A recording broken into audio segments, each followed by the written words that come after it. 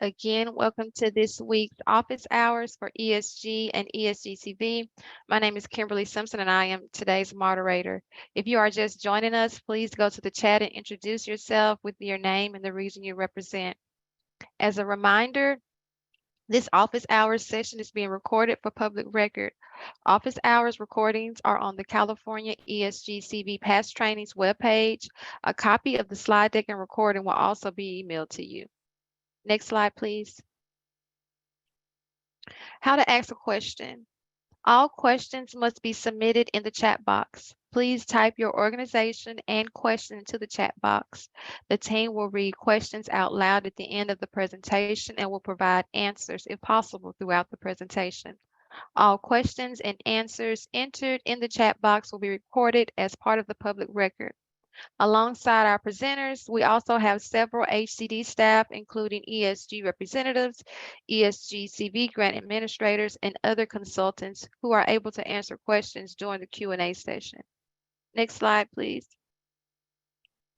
Today's office hours session agenda includes ESG and ESG-CV updates, office hour updates, upcoming trainings, ESG and ESGCV Q&A, and today's spotlight session, Policy Smorgasbord. Next slide. And now I'll pass it to Anthony for ESG updates. Thank you, Kimberly. Good morning, everyone. I'm having internet issues this morning, so hopefully you can hear me okay and I'm not sounding too robotic. No updates this week, just some quick reminders for the contract years. We've announced this the last 3 weeks, so I'm going to go through it rather quickly. We'll be routing the 2022 July of this year month. And then for the 2021 contracts, the expenditure deadline is August 31st, 2023. And we'll touch on that more in a couple slides. Next slide, please.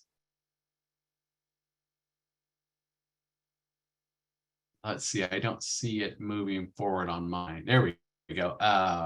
Policy documents. Recommend that you always check back often to our resource page on our ESG website, always updating the policy documents, and they're very helpful for the daily running of the programs, as well as when we're conducting monitoring and mini monitoring. Next slide, please.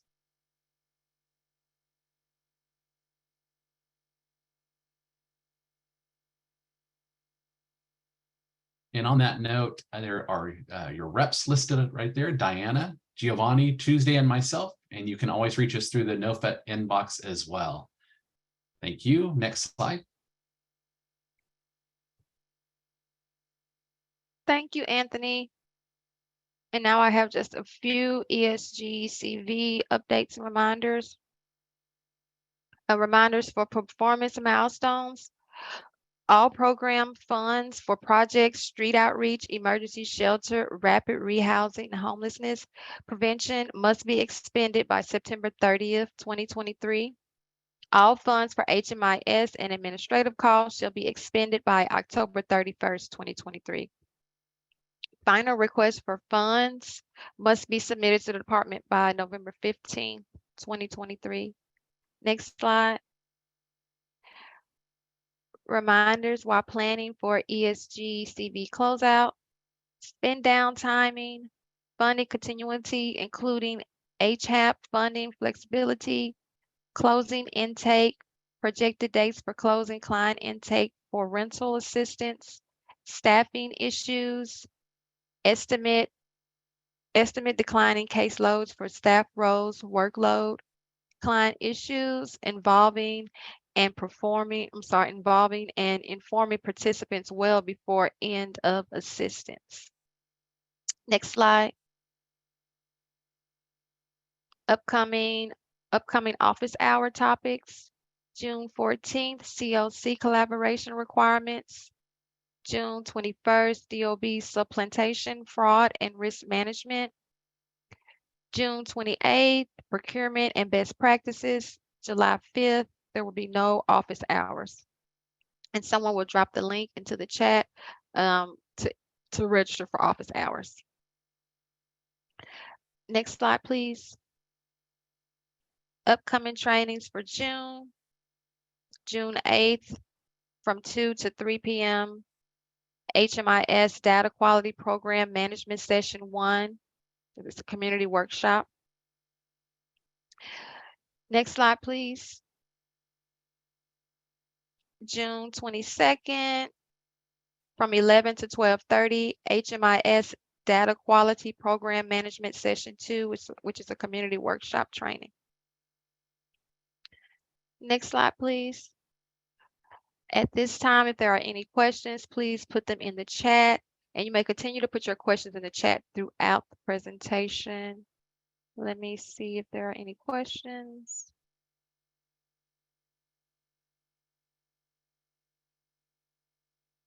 Okay, I don't believe there are any questions in the chat. Next slide, please. To contact us, if you have any questions about ESG, contact your ESG representative or send an email to esgnofa@hcd.ca.gov. For ESGCV, contact your grant administrator. And next slide. Let's now turn our attention to today's spotlight session, Policy Smorgasbord, with Gordon Levine and Kristen Delcamp. All right. Good morning still in California. Every office hours I have to check whether it's morning or afternoon.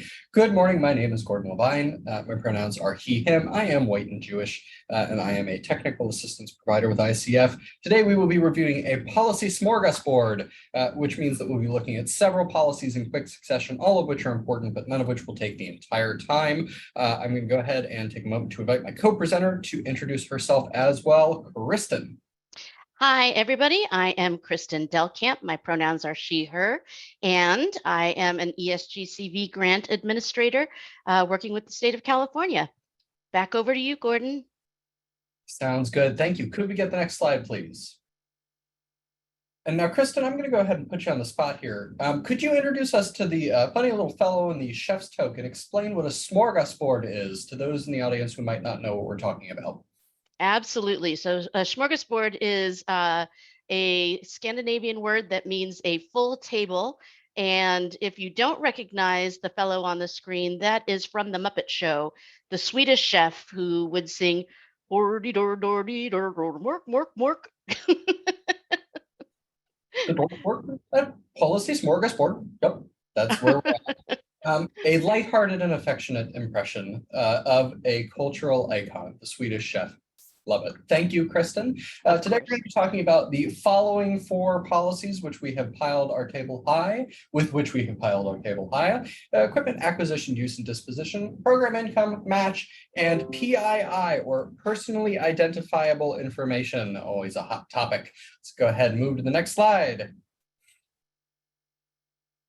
All right, equipment use and disposition. HCD has a policy for that. Equipment means items purchased that have a value of $5,000 or more. It includes things like vehicles, electronic infrastructure, and other big ticket items. Trying to think of other things that you would include in there. For example, one thing that I saw that was a little unusual in my time in the community that triggered the equipment policy that wouldn't necessarily, you might not necessarily think of, is a security system for an emergency shelter. If it costs more than $5,000 to go, it's a piece of equipment, even if it has multiple different parts to it. You're looking at the whole thing all together. Equipment purchases using ESG and ESGCV funds are subject to CFR Part 200, also sometimes called the Omni Circular. It is the federal guideline for purchasing and spending federal dollars. Next slide, please. Equipment use. So this kind of is the meat of the policy. Equipment purchased using ESG funds must continue to be used by the original purchasing entity to support the activities for which it was originally purchased, regardless of whether those activities continue to receive ESG or any other federal funding. So I'm going to say that again to make sure that you hear it, because it's the important part of this thing. If you buy equipment with ESG dollars, that equipment has to continue being used for the activities that it was originally purchased to support. Whatever you document it for, that's what it has to keep being used for, regardless of whether you keep receiving ESG, regardless of whether you have any federal dollars at all into it at all. As long as the activities continue, the item has to continue to be used for the activities, and it doesn't matter what is underpinning those activities in terms of funding, which means if you buy an outreach fan, that's an outreach fan forever, unless you dispose of it in accordance with what we're going to talk about in a minute, regardless of whether the year later you decide ESG is not for you, and instead you're going to get a giant grant from HHS. The purchasing entity, the original purchasing entity, can't encumber the equipment without prior approval of HCD. So if you're going to buy something, please talk to your GA about it. Next, please.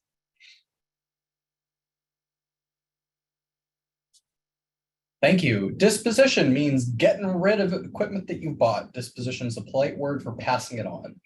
When you no longer need the equipment for the original project or program, and this doesn't mean that you're like, meh, it means you genuinely no longer need it. The equipment has to be disposed of in the following order of priority. It needs to be disposed of to activities under another HUD award.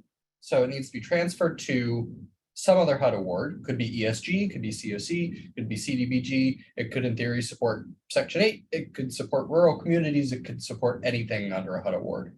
If you can't find any HUD awards to support with it, you have to move on down to any other federal award.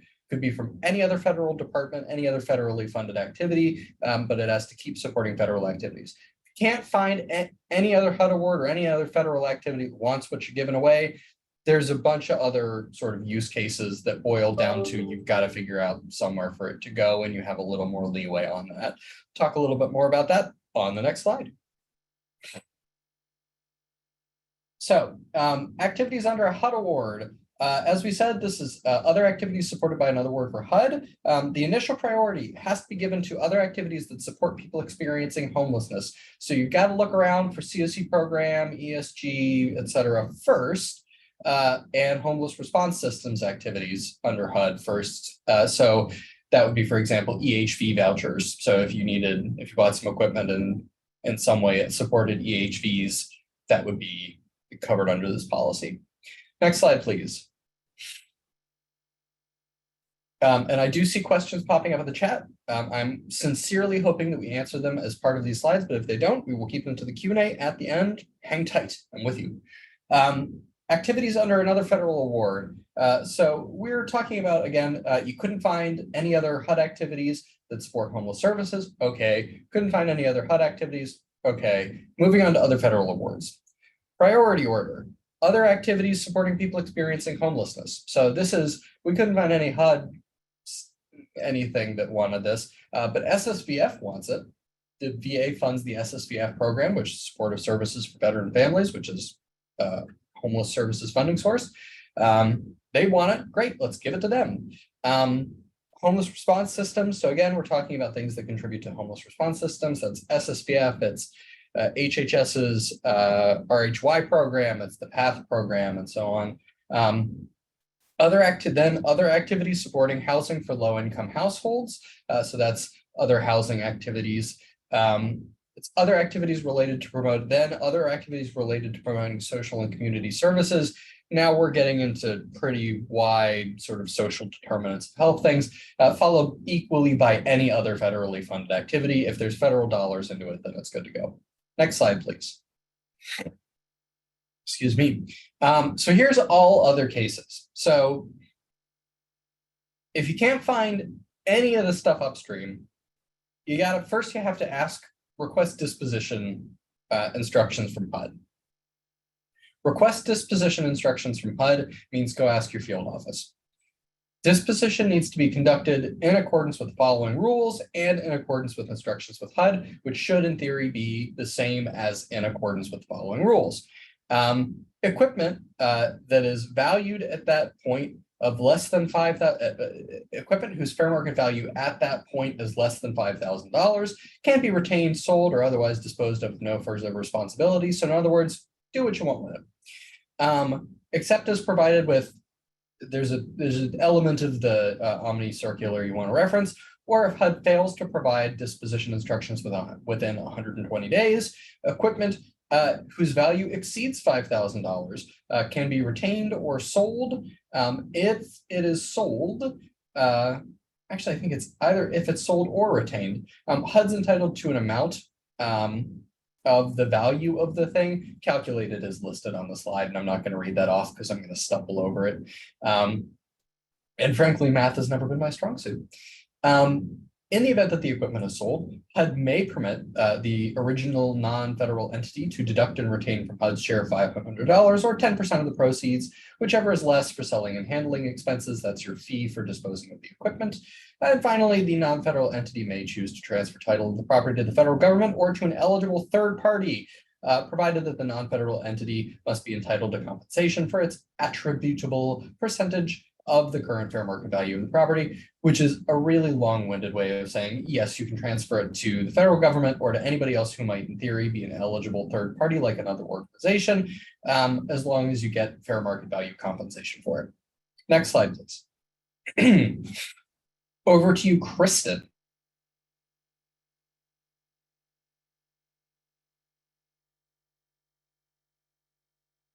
Kristen couldn't find her unmute button. Sorry about that. So next we're going to talk about program income. Program income is defined as gross income earned by the non-federal entity that is directly generated by a supported activity or earned as a result of the federal award during the period of performance.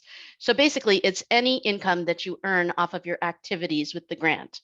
So few activities funded by ESG are likely to generate program income. However, the most common exception would be security deposits being returned under HP or rapid rehousing at the end of the lease. Next slide, please. So program income must be spent by the subrecipient organization that generates it on eligible costs within the component that generated it and within the contract year during which it was generated. Costs paid by program income shall count toward meeting the ESG subrecipient's matching requirements, provided the costs are eligible ESG costs that supplement the subrecipient's ESG program. These costs must be counted as match only as allowable under the recipient ESG program. Next slide, please. That being said, California HCD strongly recommends that subrecipients develop policies and procedures that to the maximum extent possible prevent the generation of program income. So for example, subrecipients are encouraged to adopt ESG HP and ESG rapid rehousing policies and procedures that require security deposits paid for using grant funds to be dispersed by the landlord directly to the participant when they leave their subsidized unit or exit the project, as opposed to the ESG program, that we want that going to the participant. Gordon, would you like to make any comments on this slide? Because I know that this is a passionate area for you. Don't collect program income. It's a headache. Please don't collect it. The only way that you can reasonably be collecting it under ESG is if you keep security deposits. Leave security deposits with participants. They need it more than you do anyway. That's all I have to say on this subject. Perfect. All right. Next slide, please. And Gordon, handing it back over to you. Really nipped off camera too quickly there. All right, let's talk about match. So the interim rule requires state recipients to make matching contributions, to supplement each fiscal year's ESG award equal to the total amount of the award less $100,000. Put a pin in that less $100,000. Just hear that there's a 1-to-1 match ratio. HCD meets this requirement, good Lord, by providing ESG funds retained by HCD, matching ESG retained by HCD with cash match. So whatever HCD keeps to run the ESG program, it has cash match for, and by requiring each subrecipient to provide match equal to the amount of ESG funds it receives, except as provided in the following slides. And you're going to hear much more about that in the following slides.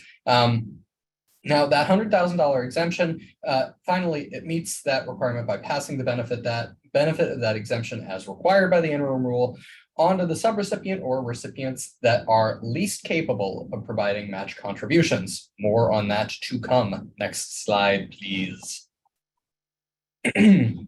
Okay, eligible match. There are two kinds, two flavors. Cash match, which is cash that you spend on allowable costs. So I'm going to linger here. No, I'm going to linger in a minute. Cash match is cash you spend on allowable costs by the recipient or subrecipient. In-kind match is a non-cash match that includes the value of real property, equipment, goods, services, or donated buildings contributed by the recipient or subrecipient's ESG project, provided that if the contribution had been paid for with ESG, the costs would have been allowable under ESG.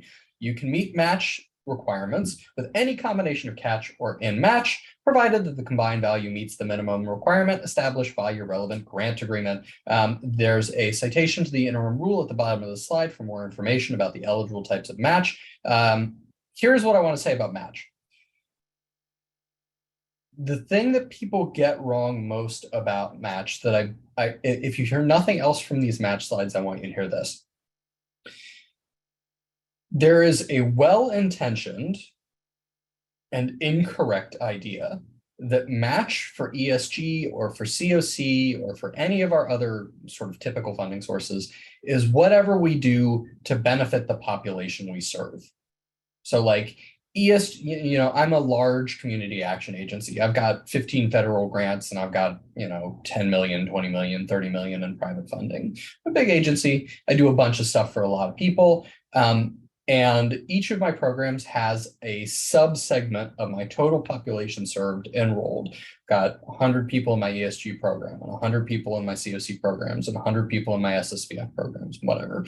And so I look at this and I'm like, cool, I'm doing homeless services. And so I have this ESG match requirement. I bought, we're doing ESG rapid rehousing, let's say. But I bought this shiny new office facility just for my COC program PSH grant. That's match for ESG. It's serving people experiencing homelessness. Well, no, that's not match because, and this is a key, ESG requires, and this is not specific to ESG, match has to be spent or recognized from a source that contributes to something that if it wasn't paid for with match, you could pay for it with ESG, which means it needs to be an allowable cost under ESG, and it needs to be serving ESG participants. And so it can't just be, we're doing something for people experiencing homelessness somewhere. It has to be an allowable ESG cost that is impacting ESG participants. Match to box. Next step, please. Eligible sources of match. Funds and contributions from any source other than ESG are in theory eligible for use in match, which includes, but is not limited to, other federal funds, local and state government funds, and private donations of cash, property, and labor, provided that they meet the following criteria. They meet the relevant requirements under the Omni Circular, excluding the expenditure limits in the ESG interim rule, and you can go ahead and look those up if you like, but they're not particularly onerous. Here's the important one. The match source can't be prohibited from matching the ESG program, from matching HUD programs, or from matching federal funds in general. And the other big one, the contribution has to have been an allowable cost under ESG if paid for using ESG, like I just said. The hurdle on this one is always that there's this deep temptation, and I'm going to talk about COC for a minute because there's always this temptation. And I've forgotten whether the next slide is talking about this. So I'm going to talk about it here. And in the event that we talk about it in a later slide, I'm going to feel like a dork. So there's going to be this terrible temptation. Yeah, we do talk about it in a later slide. I'll skip it. We'll get it to later. Next slide, please. Okay, so calculating the value of in-kind match. I'm going to blow through this slide. Please just hear that if you need to calculate the value of in-kind match, come back to the slide and read it thoroughly.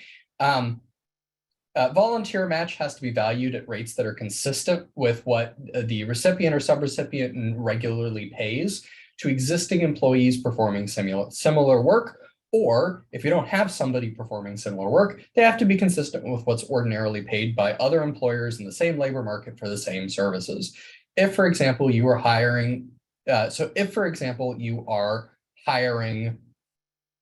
you've got someone in doing day labor, right? Doing maintenance and repairs.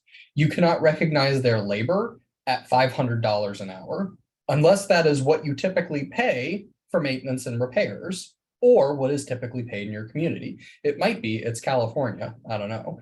That's not the case where I live. Similarly, if you hire a doctor, which is in theory an eligible expense under ESG's emergency shelter component, if you have a volunteer doctor in, you can recognize their contribution at the regular contribution rate for example, emergency medical services, even if you don't have a doctor on staff. But you can't say, all right, all of our volunteer labor is valued at $15 an hour, even if we've got an MD, PhD in here doing emergency services. Like that's not, you can't go up and you can't go down. You have to value it at what the labor market has. In-kind match contributions that would have been indirect costs, if paid for with ESG funds, can only be counted as match if HCD or the subrecipient has established, along with its regular indirect cost rate, a special rate for allocating the value of contributions to individual projects and programs. For the 2 agencies out there or whatever that this applies to, I sincerely hope that you've got your arms around it. If not, let your GA know. Finally, more information on calculating the value of in-kind match can be found at the relevant part of the ESG program interim rule. Next slide, please. Common sources of match, admin costs. I'm going to blow through this and then explain. Admin costs, HMIS costs, COC program funds, but that's the tempting and often incorrect option. State or local government dollars and private contributions, meaning cash or in kind. Admin costs, this is like it.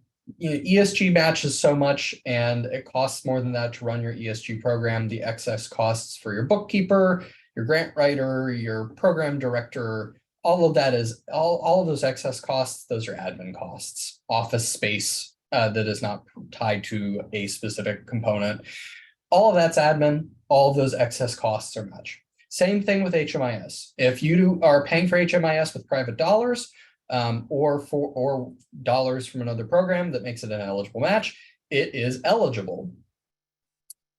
COC program dollars. This is where people get into trouble because ESG and COC fund similar activities. Under the Continuum of Care program, PSH is not eligible match. So permanent supportive housing, anything under that component is not eligible because you can't do PSH with ESG.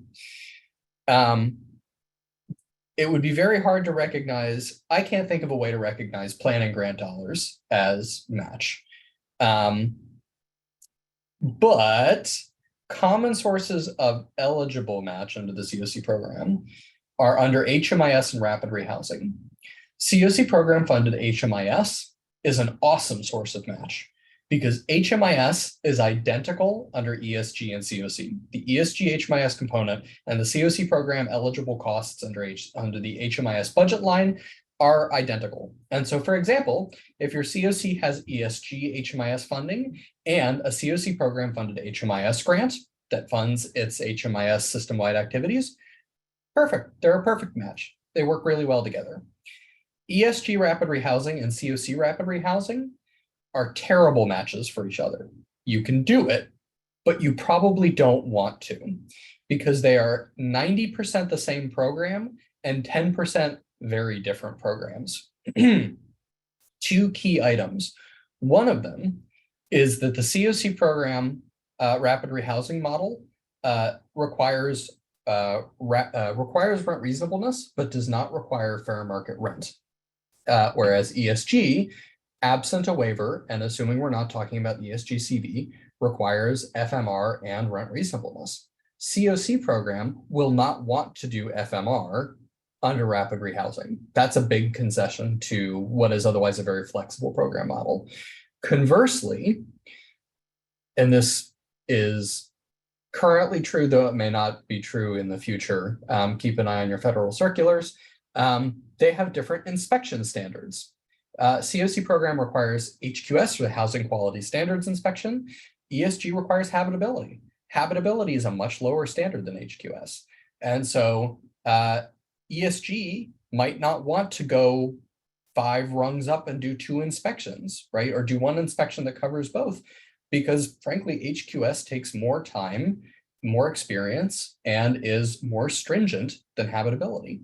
There are other incompatibilities as well. And so while you can in theory match those two together, in most circumstances, you do not want to. Next slide, please. Recipient requirements. So this is requirements that live at the HCD level, though many of these are passed downstream. Again, HCD is required to provide annual match equal to 100% of their ESG allocation, less $100,000.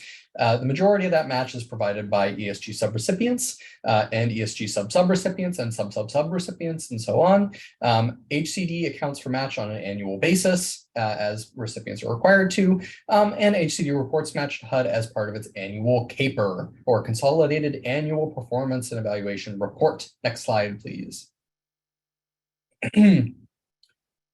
HCD activities match. HCD retains 6% of each ESG grant to fund its admin costs. It retains all of the responsibility for meeting the match requirement for all ESG funds it retains. And it meets this match requirement using state general funds which support admin activities, and pays for the salary of such individuals as Mr. Tony, who was presenting at the beginning of this slideshow. Next slide, please. Subrecipient match. HCD, as stated, requires each subrecipient to provide match equal to 100% of the ESG funds that it awards, with one exception. There is a match exemption of $100,000. So regardless of the size of the award, state recipients have $100,000 off the top they are not required to match. And they're required to pass the benefit of that 100K down to the agencies that are least able to provide match. The process is listed on this slide. As part of the application process going forward for HCD, each application receives a match exemption score. Subrecipients get 2 points if they're in a county that is considered rural, 3 points for those that had a reported concern or finding related to being able to produce match, or that provided 75% or less of their match requirement during the previous year, and 5 points to subrecipients who indicate as part of their application that they would like to receive the match exemption, which is based on an optional short narrative asking you to explain why you think you need this exemption. If one subrecipient receives the highest score, that subrecipient gets the full 100K exemption. If multiple subrecipients get the highest score, the match will be divided among no more than 2 of the highest scoring subrecipients at HCD's discretion. HCD ultimately has the final decision on which subrecipients benefit from this exemption, and that decision cannot be appealed. Just a note to say on that $100,000 worth of a match exemption is, to many agencies, will feel like a drop in the bucket. And those agencies are probably not going to see that benefit because it is a drop in the bucket. To some agencies, $100,000 worth of match exemption is their entire ESG allocation. And that's the difference between being able to continue doing activities under ESGCV, which had no requirement, and not continuing those activities. And so I imagine that you can expect to see that exemption applied in such a way that it expands what smaller agencies are capable of, rather than simply directing it to large agencies that are generally able to meet match requirements and would simply prefer to provide slightly less match, which is consonant with the rule. Next slide, please. Match monitoring. So HCD requires subrecipients to provide match commitments as part of the grant execution process. HCD requests, but doesn't require that subrecipients report monthly on match spent to date as part of the RFF process. But please listen to this. HCD does not require, and indeed strongly prefers, that subrecipients do not provide match backup documentation as part of the RFF process. Just tell them the amount that you recognized as match. They want to know a number. They do not want to see the backup documentation for a couple of reasons. One of them is it's more to review. And if you haven't noticed, this is a large program, and reviewing match documentation on top of program fund documentation would double the workload for reviewing RFFs. Not a great idea, first. And second, it's confusing, or can be confusing. If you do not really clearly demarcate what is match and what is program dollars, and you're submitting documentation for both, you can very easily confuse a grant administrator who is reviewing your RFF, which increases processing time and the turnaround time for funds getting out the door, and everything gets gummed up. Please do not submit match backup documentation as part of your RFFs. Just tell them a number. On the back end, HCD monitors subrecipient match as part of the annual monitoring process, during which they review the backup documentation for all match spent to date on the current grant, and to the extent it wasn't reviewed in the previous year, all match spent to date for the previous year's grant. That's when they want to see your documentation. Next slide, please. Subrecipient requirements. Y'all have to provide, this looks basically familiar. I think there's some duplication on this slide, which is totally cool. All I will say is this adds that subrecipients are required to provide match internally as it is spent, and for costs paid in part with ESG and in part for match. HCD strongly recommends that you clearly denote on your invoice record. Please take a pen and annotate which part of an invoice or an expense or whatever is paid for with program dollars and which part is paid for with match. And the reason I say that is because on the day of the expense, and I remember this as an ESG grantee from more years ago than I really necessarily want to say, you're going to know on the day of which part of it was income or match. You are not going to remember 9 months from now when HCD comes to monitor you. And you're absolutely not going to remember if somebody else is now in charge of it because you've been promoted and you're now in a completely different role. And somebody's like, how much of this was match? And the answer is like, I don't know how much of that receipt from Walmart was match from 9 months ago. Write it on the receipt. That is my advice to you. Next slide, please. Other documents. So on the left there, you're going to see a verification of match commitment document. This is what you're going to be asked to provide as part of the application process. There is a link to that at the bottom of the slide. On the right side of the slide, you can see the volunteer hours tracking form. This can be used to track volunteer hours and how you are accounting for them in terms of their in-kind contribution to your grant. There is a link to that at the bottom of the slide as well. I recommend that you reference this when you are interested in these documents. Next slide, please. And back over to you, Kristen. All right, thank you so much, Gordon. All right, so we have talked about the program interim rule a couple of times, and the program interim rule also has requirements around PII, personal identifying information. So if we were to go back to our program income slide where we said the basic gist is just don't do it, PII is the same thing, just don't do it. We don't want to see PII. But let's go into a little bit of detail.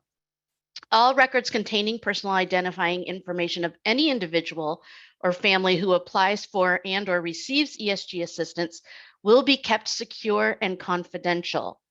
The address or location of any domestic violence, dating violence, sexual assault, or stalking shelter project assisted under ESG will not be made public except with written authorization of the person responsible for the operation.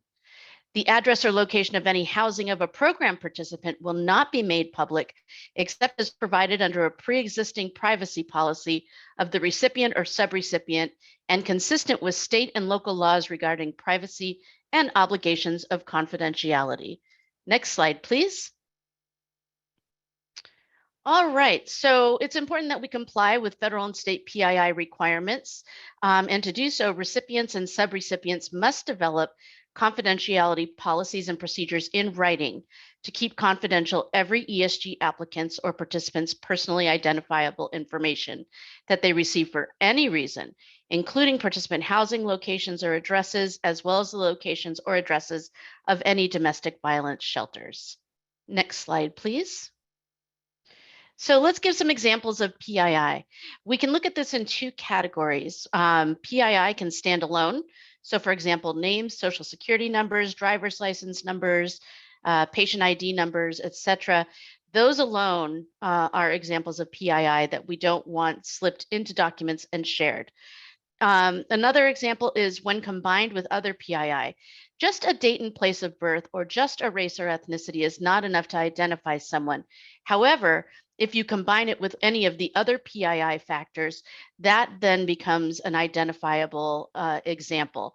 So we've got when alone and we've got combined with other PII. Other examples of PII include medical records, credit, debit, bank account numbers, immigration status, criminal records, and any information that could be used to locate a person fleeing domestic violence, including their initials. Next slide, please. So what is not PII? So PII, this is sometimes a surprise to folks, is not staff information. Staff are publicly working on a project. When you are submitting an RFF, we need to see staff information. If you are submitting for payroll expenses, we need to be able to identify the individuals who are being paid and what they're being paid. Landlord information. The landlords are also a type of vendor, so they do not qualify under PII. We need to see their names and their business address information as well. And then, of course, vendor information. It could be a cell phone company, it could be gas receipts, it could be whatever. We don't need anything blacked out when it comes to vendors. Next slide, please. The most common PII collection points are first contact with a program participant, at project intake, at lease up, during case management, at income or lease renewal and recertification, and at project exit. Next slide. So how do we protect PII? There are several factors that are going to help us do this. First off, limit collection. If you don't need it, don't ask for it. Next, manage access. You need to determine who has access to this information and not allow it to go beyond that. Protect your physical files. You want to keep physical files locked, and if you're transporting them, keep them double wrapped and marked confidential. For electronic files, for faxes, if you're still using a fax, then you have date stamps, confirm the recipient's fax number, and confirm receipt of the fax on the other end. For email, confirm recipient email address and receipt of email, and use encrypted servers whenever possible, or encrypt the file attachment. Or you can use a shared drive. Do not store PII on shared drives, nor you should not use a shared drive, I should say. Do not store PII on shared drives or any unsecured or publicly accessible location online. Also, to protect PII, we want to look at record management, retention, and disposal, and data breach response, which we'll be talking about shortly. Next slide, please. Your PII policy must provide for how the subrecipient will secure and keep confidential any participant PII that it receives for any reason. So the policy must incorporate every element on the previous slide: limiting collection, managing access, protecting physical files and electronic files, records management, retention, and disposal, and data breach response. Subrecipients are required to monitor their sub-subrecipients to ensure that they have policies that meet the above policy requirements. Next slide, please. And redacting PII. It could be whether through the monitoring process, through RFF, or through some other process that you need to send client information that needs to be redacted. So redact all PII on all documents submitted to grantors unless the grantor explicitly requests an unredacted document. And redacted means that the PII has been permanently erased, covered, or removed such that it cannot be retrieved or seen by anyone in possession of the document. A quick note about markers. If you are using a black marker to black out PII, you need to make sure that we cannot still see the PII through the black marker. That happens pretty commonly, and that's certainly something that you could get dinged on in monitoring, or that could cause an RFF to be sent back to you. So please make sure that you are completely blacked out if you're using a marker. Next slide, please. So we've got some California HCD specific requirements that these are just, I think, general common sense. And we've mentioned some of them before. Don't collect PII unless you're required to do so by HUD, California HCD, or your supervisor, or an existing contractor grant agreement. Best way to avoid sharing PII is by not having it if you don't need it.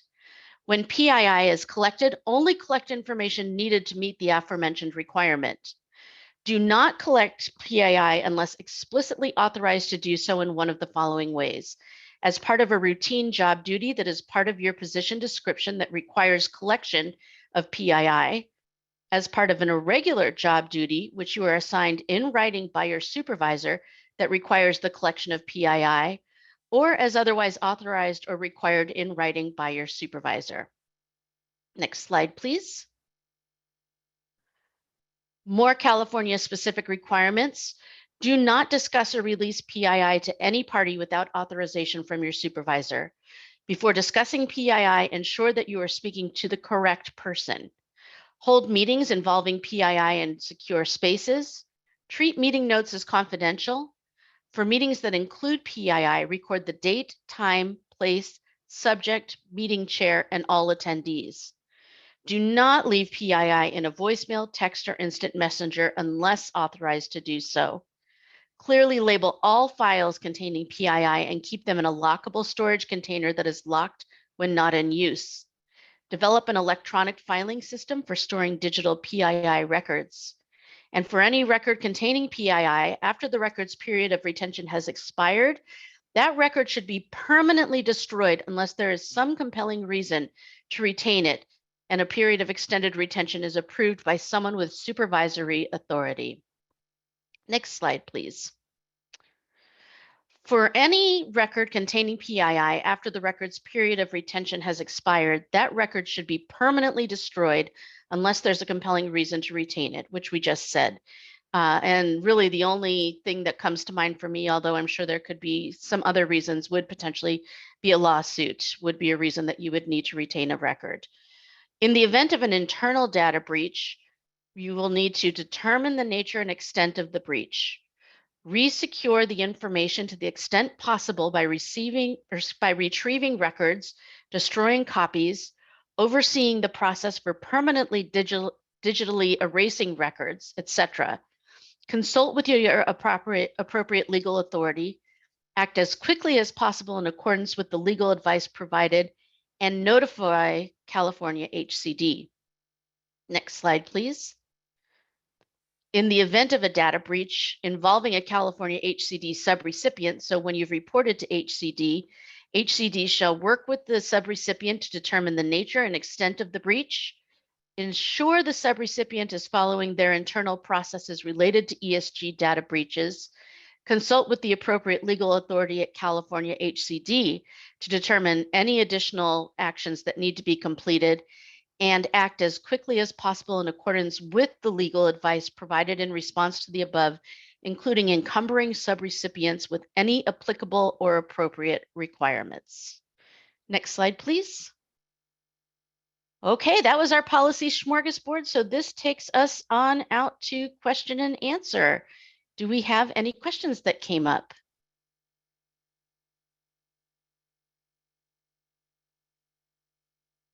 We do have some questions. Let me get those pulled up here. I think Gordon did touch on a few of those in the beginning. But our next question, can we use state funding like HAP as long as we only use the funds that are supporting expenditures that would also be eligible under ESG? I'll go ahead and jump on that one. In general, yeah, you can use state dollars like HAP, private dollars. You can use sandwiches. I mean, really, genuinely, you can use anything for ESG match as long as it is supporting an expenditure that would otherwise be eligible under ESG, and as long as it is supporting ESG participants. And I'm going to draw out that ESG participants piece a little bit. Supporting eligible activities is maybe the easier part of that to understand, right? Like you can spend HAP dollars on rapid rehousing eligible expenses. That's not hard to understand. An ESG participant is someone who is enrolled in an ESG project.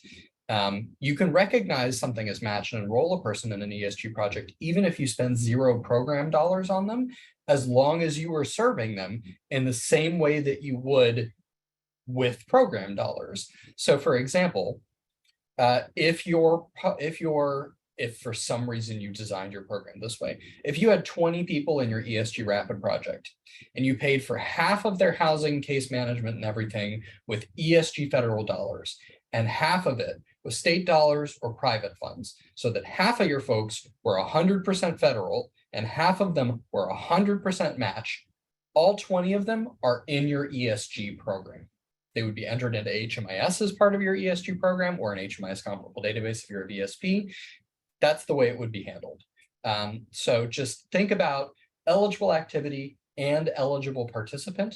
And if you've got those two locked down, the funding source is almost certainly eligible unless it says it's not, and state dollars basically don't ever say that. Thank you, Gordon. And that, just because this was asked early on, and I think you touched on it while you were presenting, but if we could just go over this question again. If less than $5,000, what's the expectation for equipment disposition documentation? And is there a particular type of proof of disposition or sample documentation that can be shared? So there's two questions there. One is what happens if the equipment's under 5K? And the second question is what's the documentation? I'm going to answer those in reverse order.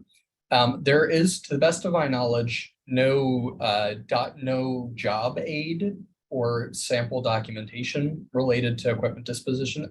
I haven't seen it. Somebody stomp on me if I've got that incorrect and there is some cool documentation out there. Yeah, I don't think there is. It happens so infrequently and it's so specific to the item in question that it's really hard to come up with a sample. My recommendation is just keep good case notes, like time, date, I emailed this person, et cetera, et cetera. There. In terms of what you do, if it's under $5,000, none of what we said today applies. If it's under $5,000, do what you want with it. Can it be disposed of to another agency who meets those requirements? If it's under $5,000, it can be disposed of in any possible way you like. If it's over $5,000, yes, but you need to do it in accordance with the process that we discussed earlier, which involves identifying a de-escalating tier or an expanding tier of programs that are similar to yours. It doesn't really matter when you're starting to dispose of the equipment, whether it's the originating entity or a receiving entity doing it. It's the activity that matters and whether it meets any of those tiered criteria that we talk about. Okay. Are client addresses considered PII? For example, when the address is in the lease or rental agreement? This is a good question. So I'm going to share an embarrassing story. I think Kristen is having sound trouble, so I'm covering all questions until we hear Kristen is back. Always more interesting to listen to Kristen than listen to me, so I'm hoping it's soon. I'm going to share an embarrassing story. So I was a little baby services provider. Again, this is like, we're coming up on multiple decades ago here, and I'm trying not to date myself too badly, but the ESG program in its current incarnation did not yet exist. I was a little baby services provider running a project for a CAP agency in a different state than I currently live in, not in California. And I was in charge of a bunch of different things. As with many of you, I had too many things and not enough time to do them in. And one of the things that I was responsible for was maintaining client files that contained participant leases. And lots of information was redacted in these files. We kept our information redacted pretty tightly, even in our own internal client-facing files. We had a locking file cabinet. It was a pretty well-run shop, because that's the way the shop was run. It wasn't anything to do with me. And the reason I know it wasn't anything to do with me is because in what was at that point supernova season, I got buried because I was tapped to do some grant writing stuff on top of hundreds of clients' file management and HMIS data entry and all sorts of other stinking things. And I just started leaving client files on my desk.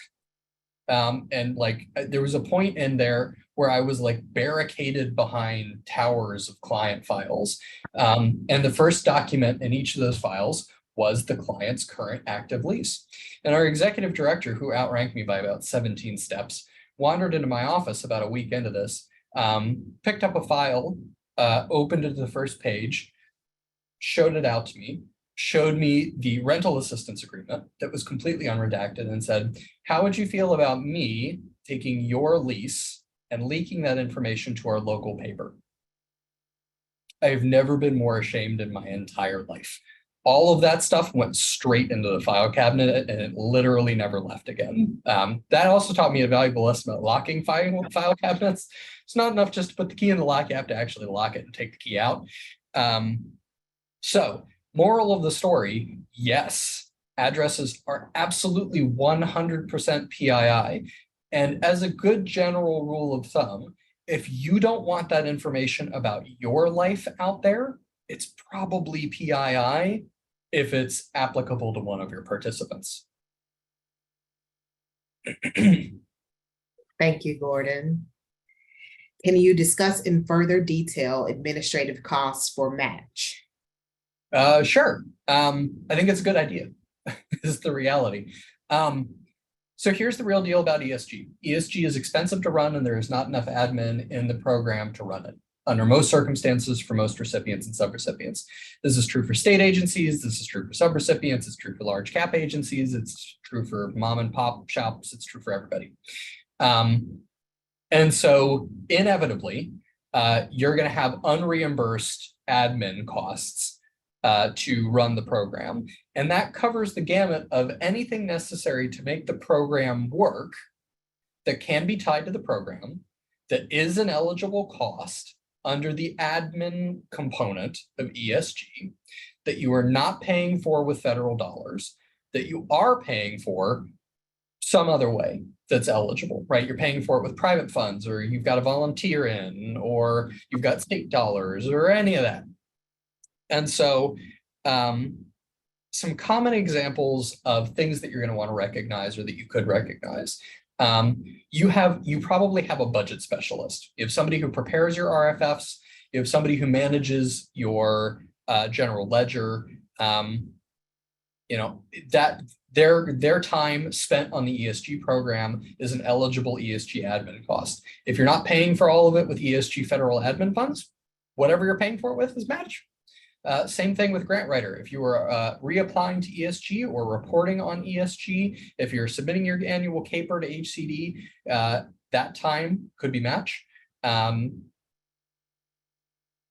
Other things, contracting, dealing with contract re-ups or contract issuance, dealing with your own subrecipients, so sub-subrecipients, if you're a subrecipient, all of that office space that's used to support administrative activities. So your bookkeeper's office space and your financial specialist's office space and so on. All of that is eligible to be used as match.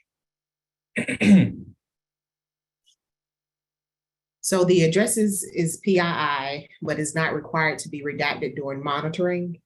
We received feedback during a recent ESG monitoring that we should not redact the address because it was needed to verify rent reasonableness and FMR. So do we or do not redact the client address? Kristen, you can take this one if you want. It's a tricky one. I've got it. I have it or you have it. It's up to you. Well, let me take a stab at it now that my sound is back. Cool. I think someone's going to get a new laptop pretty soon. Okay, so regarding that, we did mention that there are some instances in which grantors or funders may ask you to provide the address or provide some form of PII. This would be an example of that, especially when it comes to rent reasonableness. We're looking at needing to do comps with 3 properties to the 1 property. So we need to be able to see an address so that we know what we're looking for the comps. Is there anything you'd like to add to that, Gordon? Yeah, your example is exactly right, but I want to extrapolate it up one rung. Your funder chain is entitled to see 100% unredacted information if that is what they want. They can get client names, they can get addresses, they can get everything that you collect all the way up and down if they really want it. Most of the time, they don't really want it. When you transmit it, you have to ensure that it is transmitted in a way that is secure. which usually means some version of either establishing secure electronic transmission or redacting information when you send over client files unless they're asking for unredacted information. In theory, HUD could ask for this, right? HUD National could ask for this information. And I saw that happen during one monitoring once, that HUD National wanted that information, but they were on site for it. They didn't want it transmitted. And so there's a difference between PII and redaction processes. And I apologize for the ringing here. What I would say is what you do for files that you keep securely and what you do when you're transmitting information are different. And what you do when you're transmitting information that is intended to be unredacted as requested by your funder versus transmitting things that should be redacted, those are three separate situations. Okay, and one last question, I think. Can we do that even if, well, admin costs is matched? Can we do that even if we did not receive funding in the admin component? Yes. Okay, yes. And we're a bit over time. So Kimberly, you want to take us out? Thanks, Gordon, Kristen, and McQuantia. Thank you all for your questions. As usual, a quick survey will launch as you exit the session. Please take a minute to reply. As we always strive to provide useful content and needed technical assistance and training. Have a great day, everyone.